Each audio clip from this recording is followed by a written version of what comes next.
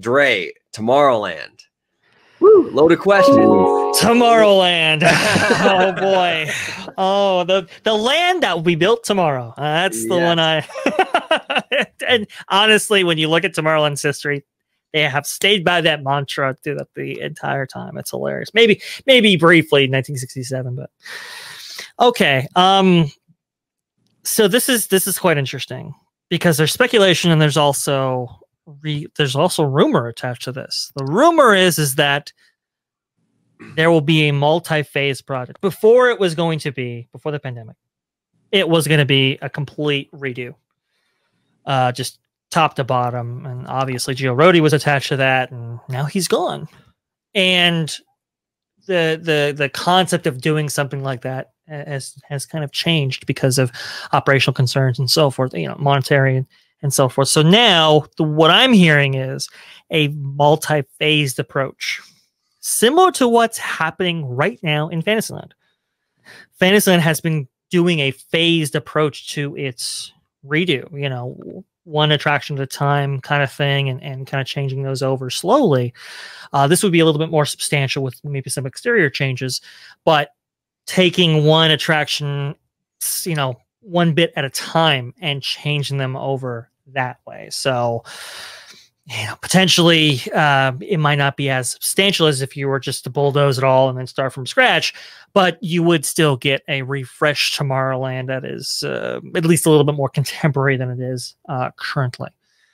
I heard concepts of, hey, we have Marvel coming into Disney California Adventure. Could we do the Iron Man attraction that we see at Hong Kong, take those simulators out from there and then transfer them to to Disney's California Adventure across the way and put that Iron Man attraction in there. That way it gives DCA another attraction, which it desperately needs, and potentially opens up some expansion or something in Tomorrowland proper. I'll say, I think, that's the old Adventures of Inner Space building. That's as efficient as that space is, I think. I mean, it's tight. Yeah. And it's tight for a reason. They fit a lot in there. So I don't think that makes the most sense, but it is one of those things. It's like, wow, Star Wars Galaxy's Edge exists. Do we need 2 Star Wars type attractions? I know some people have kind of said, well, Star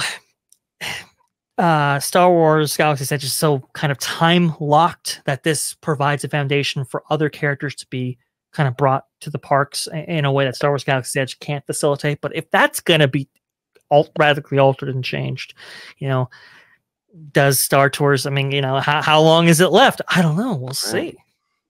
What do you think, Rudio? It's future of Tomorrowland. Where are we going? It all starts, how Vash said, Star Tours.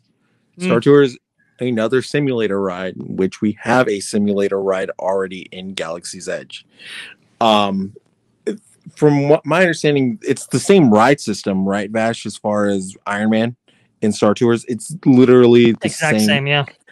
It would be great to bring that over to California Adventure, in my eyes, just to bring another attraction to what we have now, especially with the uncertainty of the e-ticket for Avengers Campus. Bring something like that just so we can hold over until we figure out what's really going on with the e-ticket. Yeah. There's so much space I'm sorry to say, Buzz is probably in its last few years. But honestly, it depends on where we're going with it. And Launch Bay is humongous space. Massive. And then you bring in Autopia, and people have been calling for that attraction's head, saying it's done better at California Adventure with Cars Land. We have a better Cars ride in Cars Land. Right. Yeah. So, and obviously the submarines that are just going to sit there. Yeah. Oh gosh. It's 1990s all over again. It's like, when is this going to open up? Is it ever? I don't know. Yeah. So much uncertainty. I mean, I don't know. And a lot of people want Tron. They're saying, get Tron over here. Can they do it? It's so big. It's so massive. I don't even like the thing about Tron is do we really want that huge show building looming over the entire park? You know, it's like, and it's not even the entire park. It's literally would be seen right off the freeway, because if you get off the 5 freeway and get off in Harbor, the first thing you see is that edge of the park, which would be considered to be the Tron area. Yeah. I mean, you get rid of Autopia, you could put it right there. You know? I mean, the Autopia takes up a huge amount of land. It would be set far enough back. Yeah, potentially. I mean, but I mean, you'd have to reconfigure it a little bit to make it work. You know, the thing with Submarine Voyage is it's such a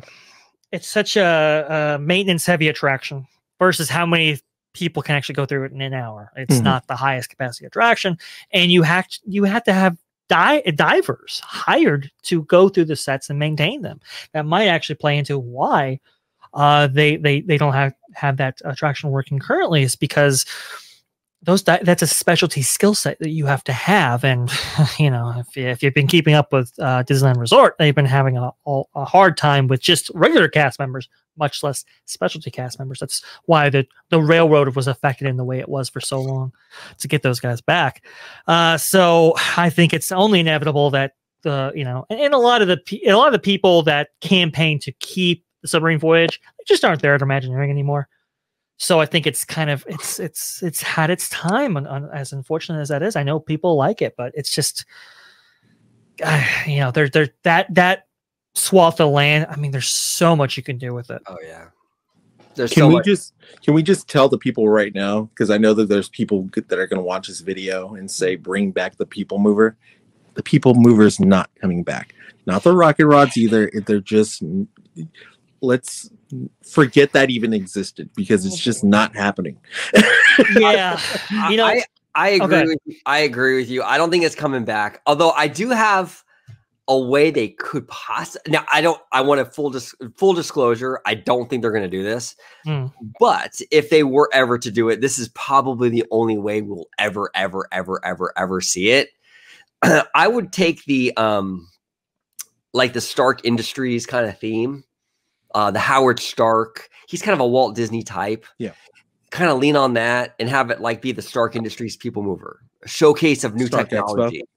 Yeah, kind of like that kind of vibe, where it's not necessarily Iron Man. You know, you're not going to go and see a button to Iron Man, but it's more Stark Industries. You know, Howard Stark will be in the pre-show. Hey, we got this new People Mover, you know, technology. I want to showcase it to the world. You know, I want to, that kind of thing. Now, do I think it's going to happen? No. But if we ever had a chance, having it tied to Disney's biggest IP is probably the best chance it ever will have, you know? And have the land be the exhibition in that way, very similar to what it was in '67.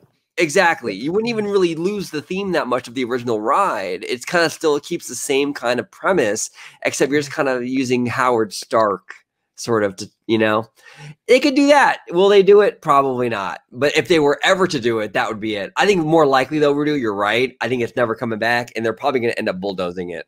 Yeah. The thing is the problem is it's interwoven with all those show buildings. I mean, that's really the hardest part of it is how do you do this? Doesn't reach code anymore. The envelope of protection can't be maintained within those buildings and so forth. So you need, you know, such a large budget. It just doesn't make any sense financially. Now, my concept for it to, you know, get around those issues was keep those tracks there. Don't do anything with them. Instead of having them go through Tomorrowland in that way, just cut it off at the half right there. You could have the load area be the old launch bay right there. That's where you load. That's where you unload. And instead of going through those buildings, you just go out where the People Mover previously did. You know, go around the areas that are over Autopia and Submarine Voyage, depending on what actually happens in those areas. Circle around back, and you know, you could either go inside a buzz, outside a buzz, doesn't matter, and then come right back. And that way it overcomes those issues. If the People Mover was to come back at all, it would probably be done in that way, because it's just doesn't make financial sense to go through all that again. Yeah. Yeah, it's sad. I mean, I missed the People Mover. That was a really chill ride. It was kind of cool to like just, oh man, just sitting on the track and just you hear like It was fun. It was kind of a cool ride. And it's a fan favorite at Walt Disney World. I mean, it gets the business. Now, it really do you guys think, and this might be a little bit a touchy subject with a lot of people, because I know this is kind of fresh still. The wounds are fresh.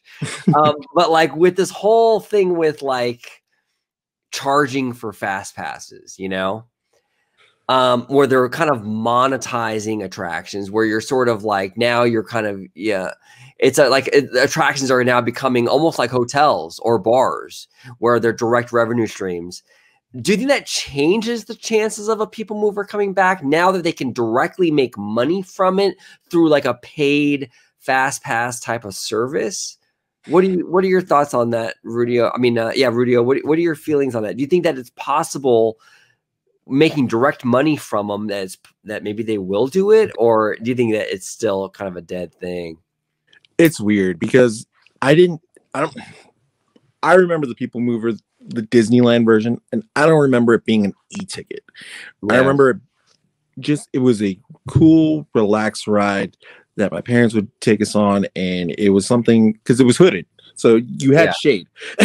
Yeah. You could relax and you could just enjoy the Tomorrowland vibe for what would be probably about 10 minutes or so. Yeah, give or take, because you had that big Tron sequence that was towards the end, and I never thought of it as an e-ticket. No, I have my love for it. I just never thought of it that way. So if they were to bring something like that and say it's like, what price are we putting at for this premier access in the States? Like, what would you guys think would be something like the price range on that? What are your thoughts, Dre, on that? Like, what do you think the price point? Because I saw that. What was it like for Paris? It was in euros. 8 to 15 euros. And what is that? Do you know what that translates to American? I think roughly it was a couple bucks more each, so it's like 12 or 19 or something like that. See, go ahead. I would pay that for the people mover. I would pay that, but I don't know. I mean, you know, that's where I think that separates a lot of people, because I would pay $19 for people or for Disney to say, you want a guaranteed boarding pass or front of the line pass for Rise of the Resistance, $19.99. Gladly. That kills the stress of me that morning trying to get a boarding pass. It's only certain rides that are going to get me to spend that extra money to have access that day to it. I don't see People Mover being one of those rides that does that for me. Maybe in the beginning, but not over time. I was just going to say that, Rudio. I was going to say that maybe at the beginning, because you know what? It's funny because you're right. When they closed Captain EO, it was like everyone was like, "Oh man, we missed Captain EO, we missed Captain EO." But then remember they brought it back, in like 2009, 2010ish, right. The crowds were crazy for like a week or two, and then it just, died again. I think People Mover would have staying power, because we're seeing it at Walt Disney World. Like Walt Disney World, it still commands. Just recently reopened. I mean, it's still like 30 minutes to get on it sometimes. So, I mean, it's still, I think it still has demand. In terms of a price, though, that gets a little tough. Can we turn it into a moving bar? No, you know what? That might do it. They give you blasters, and then they have merchandise on the sides, and you just pick out what you want to buy right there as you're going through. Perfect. It's interactive. It's you're making money out the ride. Perfect. But that goes with the philosophy of back in the day when Disney said, you know what, I don't want to finance. Well, they didn't have really the option to finance the ride, so they'd say, hey, random company, do you want to come and slap your name on this attraction? Yep. And that's how rides were made, and that's how business was done. I mean, something like that, maybe they can get another company to say, hey, you want to slap your name and put all the branding that you want on this attraction, put it in the line queue, put it in there, so that way they make some sort of corporate synergy. They've done it for years. Yeah. Maybe they can do something like that again with the future of Tomorrowland. Yeah, and companies, we have a lot of companies now they can work with. I mean, I know Disney has close ties to Apple.